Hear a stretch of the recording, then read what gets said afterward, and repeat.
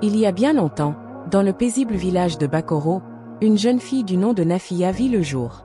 Dès son enfance, tout le monde remarqua sa beauté saisissante, une peau lisse et éclatante comme le cuivre sous le soleil, des yeux brillants tels des étoiles, et une chevelure épaisse qui tombait en cascade sur ses épaules. Mais si sa beauté faisait tourner les têtes, c'était autre chose chez elle qui semait le trouble dans le cœur des villageois. Nafiya ne ressemblait à aucune autre femme de Bakoro. Les filles de son âge étaient élevées pour être douces, souriantes et soumises aux traditions. Mais Nafiya, elle, ne se conformait pas aux attentes. Elle ne riait pas aux plaisanteries des hommes, ne baissait jamais les yeux en leur présence et n'accordait aucune importance aux compliments qu'ils lui faisaient. Quand un garçon tentait de l'approcher, il n'en sortait jamais indemne. Dès son plus jeune âge, Nafiya montra une force inhabituelle.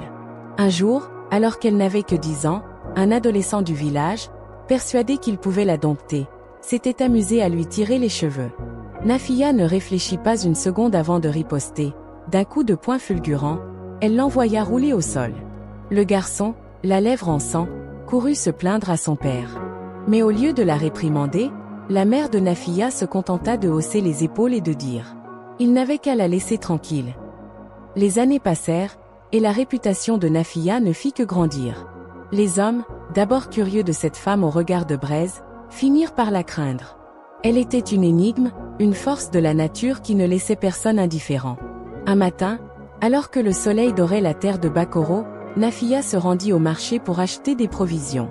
Le marché était animé, empli des odeurs de poissons séchés, de gingembre et de manioc en train de griller sur le feu. Les marchands criaient pour attirer les clients, les enfants couraient entre les étals, riant et jouant. Comme toujours, Nafiya avançait d'un pas assuré, ignorant les regards posés sur elle. Elle choisit quelques légumes, sortit sa bourse et s'apprêtait à partir lorsqu'un jeune homme, les yeux distraits par une conversation animée avec un ami, trébucha accidentellement et la heurta violemment. Le choc fut instantané. Sans même réfléchir, Nafiya leva la main et claqua le jeune homme si fort que le bruit résonna dans tout le marché. Un silence de mort tomba sur la place bondée. Le jeune homme, sous le choc, porta instinctivement sa main à sa joue brûlante. Ses yeux s'écarquillèrent en croisant ceux de Nafiya, et il sentit son estomac se nouer de peur. Il savait qui elle était. Il savait ce dont elle était capable. Je suis désolé. Vraiment désolé, balbutia-t-il en baissant rapidement la tête. Il ne chercha même pas à se défendre ou à protester. Il tourna les talons et détala à toute vitesse, disparaissant dans la foule sous les regards médusés des marchands et des clients. Les murmures commencèrent aussitôt. Elle l'a encore fait. Cette fille. Elle ne changera jamais. Mais personne n'osa affronter Nafiya. Même ceux qui désapprouvaient sa violence savaient qu'il valait mieux ne pas la provoquer. Le marché reprit peu à peu son cours normal, mais la peur de Nafiya grandit encore dans le cœur des habitants. Malgré sa réputation terrifiante, Nafiya restait l'une des plus belles femmes de Bakoro. De nombreux hommes, fascinés par son allure unique, décidèrent de tenter leur chance. Peut-être que si je suis gentil avec elle, elle m'appréciera. Si je lui montre que je suis un homme fort, elle finira par m'accepter. Mais tous avaient tort. L'un après l'autre, les prétendants vinrent frapper à la porte de Nafiya. Ils lui apportaient des cadeaux, du miel sucré, des tissus colorés, des bijoux en or et en bronze. Mais elle les regardait tous avec indifférence. Lorsqu'ils tentaient de lui parler d'amour ou de mariage, son visage se durcissait. « Pars d'ici avant que je ne te casse les os », disait-elle calmement. Certains, trop sûrs d'eux, insistaient. Nafiya ne leur donnait alors qu'une seule réponse, une correction mémorable. Les hommes ressortaient de chez elle avec des yeux au beurre noir, des lèvres fendues et des côtes douloureuses. Même Tajiri, le fils du chef du village, crut qu'il pourrait la conquérir par son statut. « Elle ne touchera jamais à un homme de mon rang », affirma-t-il fièrement. Il se rendit donc chez Nafiya, vêtu de ses plus beaux habits, un sourire éclatant sur le visage. « Nafiya, tu es une femme d'exception.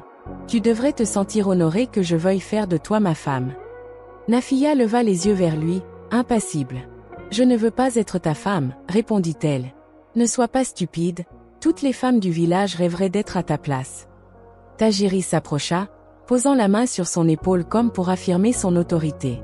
Il ne vit pas le coup venir. D'un mouvement fulgurant, Nafiya lui asséna un crochet du droit si puissant qu'il s'écroula au sol. Lorsqu'il se releva, son visage était enflé et deux de ses dents gisaient sur le sol. Il tituba jusqu'à chez lui, humilié et incapable de parler. Son père, le chef du village, fut outré. Cette fille est une honte. Comment ose-t-elle lever la main sur mon fils? Mais même lui savait que Nafiya n'était pas une simple femme à punir comme une enfant capricieuse. Il valait mieux la laisser tranquille. Peu à peu, l'inquiétude gagna les anciens du village. Pourquoi Nafiya détestait-elle autant les hommes? Pourquoi réagissait-elle avec autant de violence chaque fois qu'un homme tentait de l'approcher? Un jour, ils décidèrent qu'il était temps d'avoir des réponses. Ils convoquèrent Nafiya sur la grande place du village.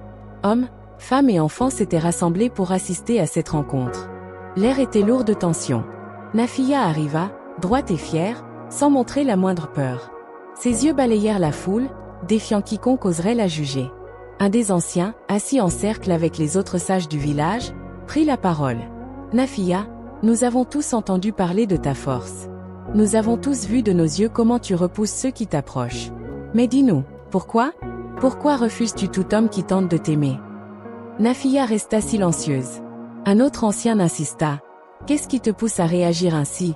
Est-ce la peur? La colère? La haine? Le village entier attendait sa réponse. Mais Nafiya ne dit rien. Elle les fixa, les yeux sombres et durs comme de la pierre. Après quelques minutes d'un silence pesant, un murmure s'éleva parmi la foule. Les gens spéculaient, cherchant eux-mêmes les raisons derrière son comportement. Mais seule Nafiya connaissait la vérité. Et elle n'était pas encore prête à la partager.